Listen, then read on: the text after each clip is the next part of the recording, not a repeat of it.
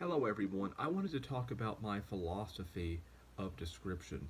Now, this can be something that can be very difficult for me to intellectualize because my descriptive instincts are primarily instinctual and come from experience, but it's very difficult for me to actually articulate my philosophy and technique because so much of it is unconscious. I pick up descriptive techniques from reading other books and also just from my own observations and my own instincts, my own intellectual instincts. So it can be very difficult for me to articulate what I believe in words because so much of it is based on impulse. But I will try my very best. Now, of course, there are many different kinds of descriptions, and different philosophies will need to be applied depending on what you're trying to describe. So I thought for this video I would stick strictly to describing human beings, which is something that I definitely enjoy doing.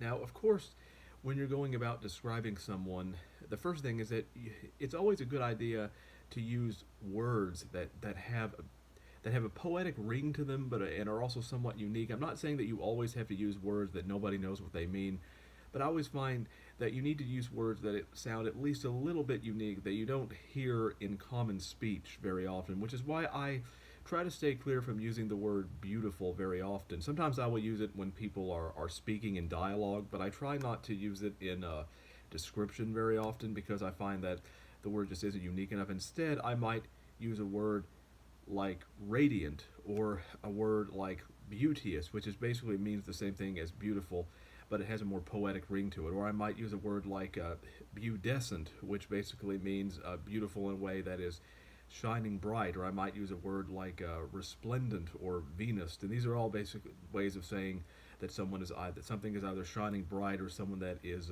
beautiful in a way that is shining bright. And so, but that isn't the only thing that you need, because if you only have those descriptive words and it's not related to any kind of metaphorical description or personification, then it's not going to have a powerful effect if you just say someone is that. It has to. You have to go beyond that. To give you an example of what exactly I mean, I'll read to you this sentence, which I think is a good example of physical description. Her physiognomy, and this is from my book Silent Reckoning, which is on Amazon. Her physiognomy encapsulated the radiance of youthful auroras, the luminosity of midnight moons, and the resplendent fervor of sultry twilights.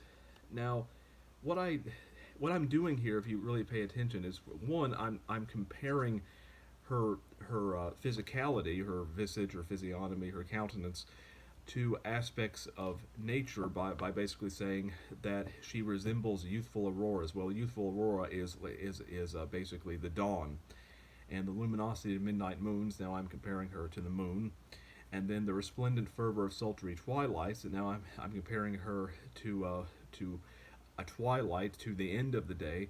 So if you can compare someone's, let's say, physical aesthetic to the visual aesthetics of nature, and you can combine those two things, that will create a more potent and vivid image in the reader's mind.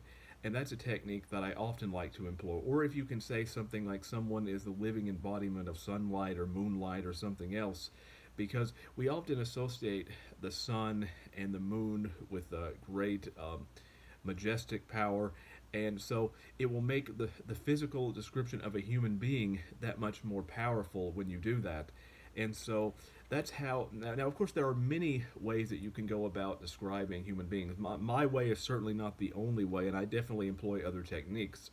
But this is a technique that I used quite a lot in order to describe human beings. So I would recommend that you play around with this technique, and obviously it will require a lot of practice and a lot of patience, but I think you will get it right if you practice, and also if you read the descriptions of other writers, perhaps even read some of my own work, and I think you'll be better prepared the next time that you sit down and write.